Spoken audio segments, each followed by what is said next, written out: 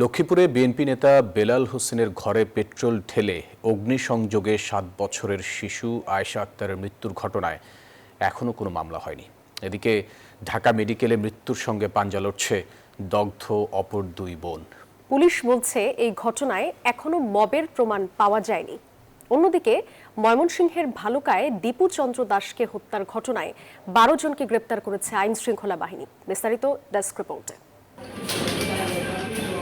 এক সন্তানকে হারিয়েছেন, অপর দুই মেয়ে হাসপাতালে মৃত্যুর সঙ্গে পাঞ্জা লড়ছে। এমন পরিস্থিতিতে দিশেহারা বাবা বেলাল হোসেন।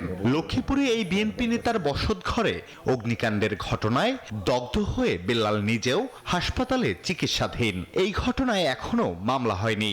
দগ্ধ দুই বোন সালমা আক্তার স্মৃতি ও সামিয়া আক্তার বিথের চিকিৎসা চলছে ঢাকা মেডিকেল কলেজ হাসপাতালের বার্ন ও প্লাস্টিক সার্জারি ইউনিটে। জেলা পুলিশ সুপার আবু তারেক জানান, অগ্নিকাণ্ডের ঘটনায় তদন্ত চলছে, তবে ঘটনার সাথে দুর্বৃত্তায়ন ও মবের এখনো কোনো প্রমাণ মেলেনি। পেট্রোল ঢেলে আগুন লাগানো হয়েছে বলেও নিশ্চিত হওয়া যায়নি, তাই পরিবারকে মামলা করতে বলা হয়েছে। এখনো মামলা করিনি, আমরা বলছি মামলা করার জন্য এখনো করিনি, এটুকু আপডেট। আমরা যতটুকু পাইছি তাতে ওই ধরনের কোনো সম্পৃক্ততা এখনো পর্যন্ত পাইনি। বাইরে থেকে তালা লাগাই দিয়ে আগুন ধরাই দিয়ে পেট্রোল দিয়ে এই ধরনের কোনো সম্পৃক্ততা পাইনি আমরা। লক্ষ্মীপুর জেলা বিএনপির নেতারা জানিয়েছেন, দলের কেন্দ্রীয় নেতারা বেলালের বাড়িতে আসতে পারেন।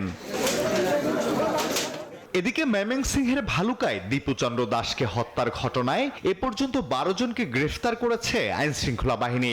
ময়মনসিংহ জেলার ভালুকা থানাধীন স্কয়ার মাস্টারবাড়ি এলাকায় অভিযান পরিচালনা করে অভিযুক্ত এক মোহাম্মদ রিমন সরকার, মোহাম্মদ তারেক হোসেন, মোহাম্মদ মিরাজ হোসেন আকন সহ মোট ৭ জনকে গ্রেফতার করতে সক্ষম হয়। পরবর্তী আইনানুগ ব্যবস্থা প্রক্রিয়াধীন রয়েছে। এই ঘটনায় এলাকায় আতঙ্ক বিরাজ করছে।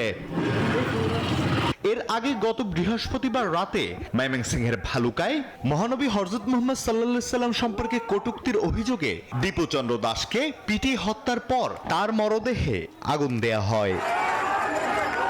Desk report, news 24।